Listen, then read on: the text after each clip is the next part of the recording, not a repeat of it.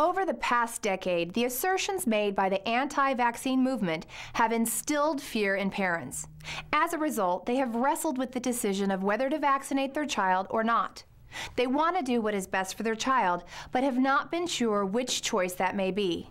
It is vital to point out that what started this modern vaccine scare was an article published in one of the world's most prestigious medical journals, The Lancet, in which Dr. Andrew Wakefield and 12 other doctors made claims of a causative connection between the measles, mumps, and rubella vaccine, MMR, and autism, and autistic enterocolitis. The controversial term, which is not recognized by the American Gastroenterological Association, was created by Wakefield to describe an unproven form of inflammatory bowel disease. The publication of Wakefield's study created a ripple effect of anti-vaccine sentiment that has been felt in the United States for over a decade. Brian Deer, an investigative journalist with the Sunday Times of London, discusses his role in blowing the lid off of Wakefield's fraudulent study. My name's Brian Deer. I'm an investigative reporter, and I've worked with the Sunday Times of London for the last 20 years or so. And during that time, I've done a large proportion of my work on medically related stories.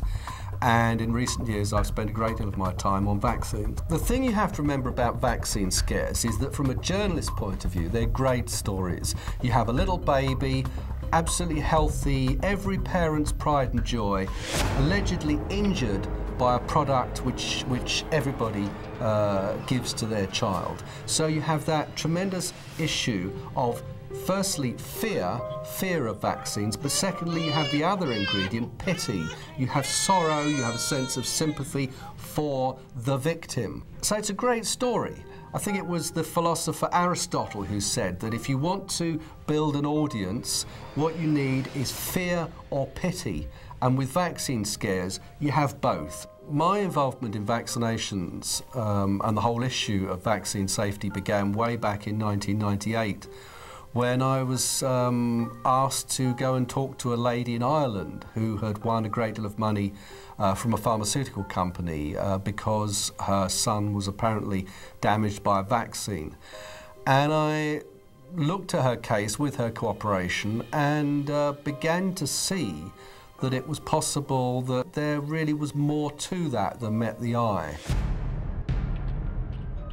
When I was looking at that in the 1990s, a paper was published in the UK. It was just 5 pages, 4,000 words, in one medical journal called The Lancet. It's one of the world's top 3 medical journals, by a group of doctors at a London hospital who claimed to have found a possible link between the MMR triple vaccine and what they called a new syndrome of a bowel disease and autism in children. There was a group of 12 children, and their parents alleged that within 14 days of vaccination, their child showed the first signs of autism. And that paper, led by Dr. Andrew Wakefield, was where it all began. That's where the modern concern over vaccinations took off. The vaccine scare really jumped the pond in November 2000.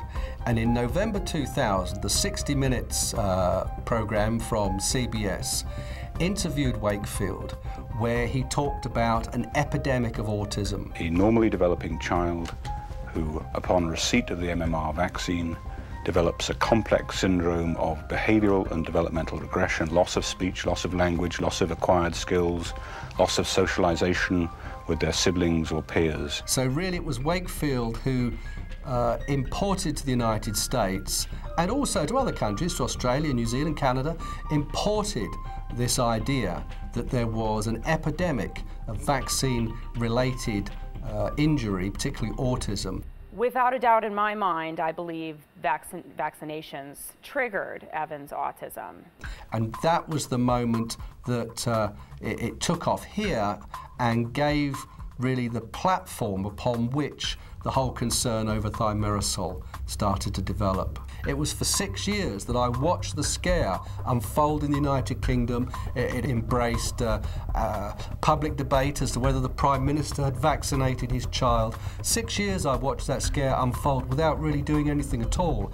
And then I started to look at it in late 2003. I started with an empty notebook and a blank sheet of paper and began without any prejudice one way or the other and started talking to people about this issue. The first thing I established really was that the research which alleged a link between vaccines and autism had been funded from the outset by a firm of lawyers who were trying to start lawsuits against drug companies. Even before there was any evidence of any significant problem with the vaccine at all, a firm of lawyers was trying to get a lawsuit going against a drug company. And secondly, I discovered that they had paid for the researcher, the particular doctor, Dr. Andrew Wakefield, had been paid for 2 years before that paper ever appeared.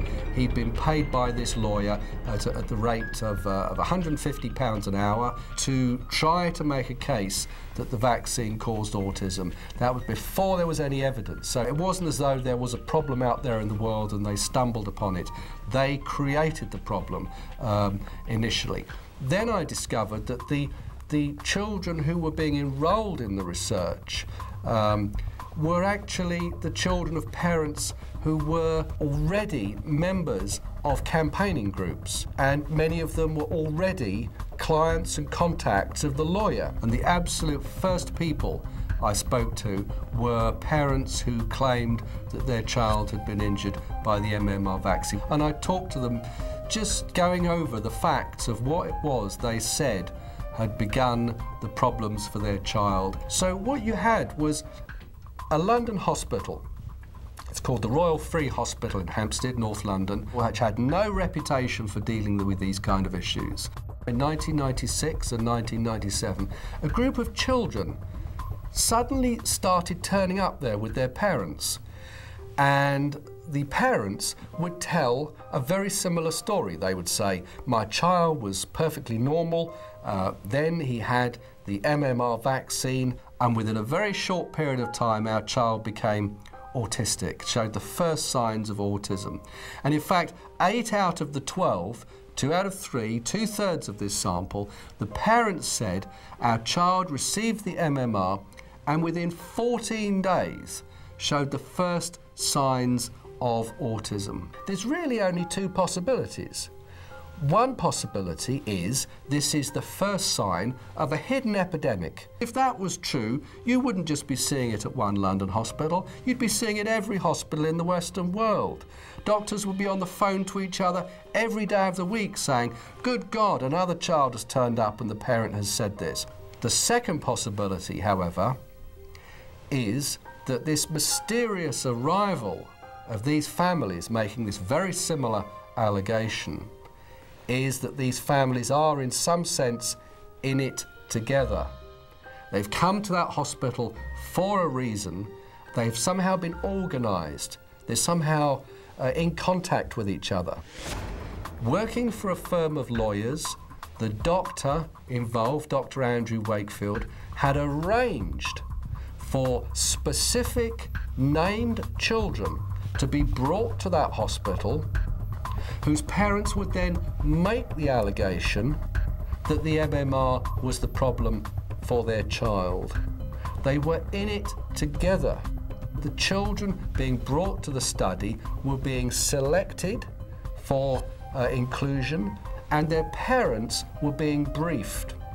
Quite extraordinarily, this doctor, who had no involvement in clinical care, he was a laboratory worker, would telephone the parents at their homes and discuss with them their child's medical condition. So a parent would be sitting at home watching television or doing the washing up or something, and the phone would ring and a consultant from a London hospital would say, this is Dr. Wakefield, I want to talk to you about your child. Does your child have any bowel issues? Well, of course, all children have bowel issues. That's absolute common sense. And he would put this idea into their mind that their child may have a bowel disease and that this may be related to their vaccination. They would then be brought to the hospital and they would then make to other doctors the same allegation that they'd already discussed with Dr. Wakefield. So that was the first way that this research was rigged. The children were selected, the parents' stories were crafted, and then the second